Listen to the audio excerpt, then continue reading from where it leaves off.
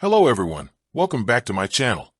Before starting the video, please subscribe and keep watching for more details videos. Coco Gauff explains why human side overtook her emotions at US Open. It's been an emotional start to the 2025 US Open for American Coco Gauff. After defeating Ajla Tomljanovic in 3 sets during the first round, Gauff followed that with a gritty second-round defeat against Donna Vekic, 7-6, 7-5, 6-2. After the win at Arthur Ashe Stadium, her emotions swept through the venue. Gauff took a moment to step away from the microphone, tears welling, as the crowd applauded her raw vulnerability. "It feels human, I think," Gauff said in a later press conference. According to ESPN on X, "I think being an athlete, people kind of disregard that side of us, the human side of things. If I stopped and didn't pick up a racket tomorrow, I have a career that so many people would dream of. So, I think when I'm out there in that moment, I give in to the pressures, but I feel like that's normal." Although ranked 3rd in the WTA and a 2-time major champion, Gauff is still just 21. The crowd erupted in response to her emotions, showing support not just for the athlete, but for the human. "I just showed people what it's like to be a human," Gauff said. "I have bad days, but I think it's more about how you get up after those bad moments and how you show up after that." The 2023 champion now advances to the 3rd round of the US Open for the 4th time in her career. In her last major event, Gauff suffered a surprising first-round exit at Wimbledon. But before that, she won her first French Open championship in June. The 2025 US Open women's singles title is shaping up for a competitive finish. 9 of the top 10 WA-ranked players reached the 3rd round. Gauff will face world number 28 Magdalena Frech, with the winner moving on to the 4th round.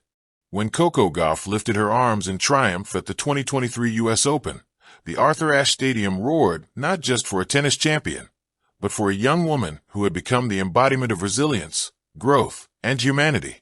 As the camera zoomed in on her tear-streaked face, it was clear this wasn't just another Grand Slam win.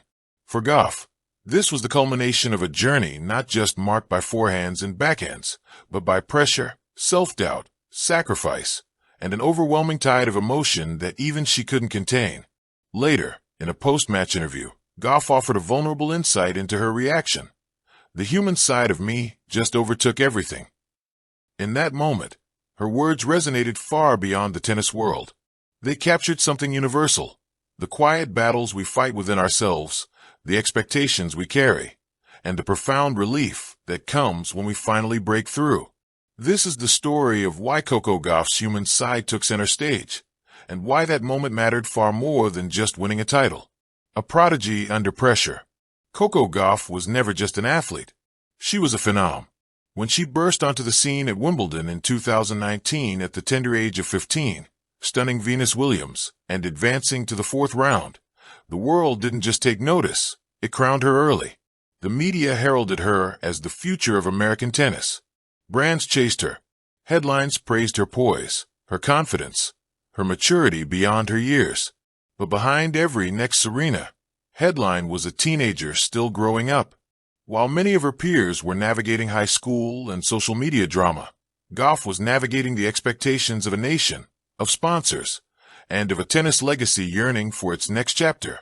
In many ways, the pressure was invisible, present, heavy, but unspoken. She was young, she was talented, and people expected greatness. But greatness, as it turns out, isn't always linear. The slumps and the shadows. Between 2019 and 2022, Gauff experienced the roller coaster that comes with early success. There were strong showings, semifinals, finals, even a run to the French Open final in 2022. But there were also disappointments. Losses she felt she should have won. Criticism from pundits. Social media noise that no one her age should have to filter alone. Every misstep was magnified. In interviews, she smiled. On court, she fought.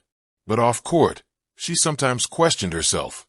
The pressure to live up to the hype became its own opponent. It wasn't just about improving her serve or movement. It was about proving she belonged at the top. And yet, through it all, Gauff never became bitter or jaded. Instead, she became more introspective. more aware, more human. A summer of growth. In 2023, something began to change. After a disappointing early exit at Wimbledon that year, Gauff could have crumbled. Many in the tennis world began whispering that maybe she was peaking too early. But instead of spiraling, she made changes. She added new coaches to her team. Per Reba and later, Brad Gilbert, the veteran coach known for his tactical brilliance and calm demeanor. With Gilbert's help, Gauff began to simplify her game and reframe her mindset. She learned not just how to win, but how to lose well, and how to grow from each experience. That summer, she went on a tear, winning the Washington Open, then Cincinnati, defeating top players, including Iga Swiatek, the world #1. Each match seemed to peel away another layer of doubt. She was no longer just a prodigy with promise. She was a force in the present. By the time the U.S. Open arrived, Gauff wasn't just a contender. She was ready. The human side breaks through. The U.S. Open final was a battle. On the other side of the net stood Aryna Sabalenka, a fierce competitor and newly anointed world #1. Sabalenka took the first set 6-2, punishing Gauff with blistering ground strokes. For many, it looked like a repeat of past disappointments. But something had shifted in Coco. She adjusted. She fought. She slowed down the tempo. She used her legs, her defense, her mind. She dug deep, winning the next two sets 6-3, 6-2, and collapsing to the ground in disbelief. As she walked to the net, the tears came. By the time she reached her chair, the sobs were uncontrollable. She pulled a towel over her face, trying to hide the storm of emotions, relief, joy, exhaustion, validation. The weight of 4 years had finally lifted. Later, when asked about the moment, she didn't give a scripted, polished answer. "It's like, the world has watched me grow up," she said. "You guys saw me when I was 15. It's been a lot. And today, I think the human side of me just overtook everything. Not the tennis player, just the person who's been carrying all this." Why it mattered. In an era where athletes are expected to perform like machines, Gauff reminded the world that greatness and vulnerability can coexist. Her tears weren't weakness. They were testimony. She wasn't just celebrating a trophy. She was grieving the girl who doubted herself. She was honoring the sacrifices of her parents, who mortgaged their lives for her dream. She was embracing the parts of herself that had been buried under layers of public expectation. And in doing so, she gave permission to others, young athletes, dreamers, even everyday people, to acknowledge their own human side. She spoke openly about praying before matches, about reading hate comments and deciding not to let them define her, about using pressure as fuel instead of fear. She wasn't trying to be perfect. She was trying to be real. The legacy beyond tennis. Coco Gauff is only in the early stages of her career.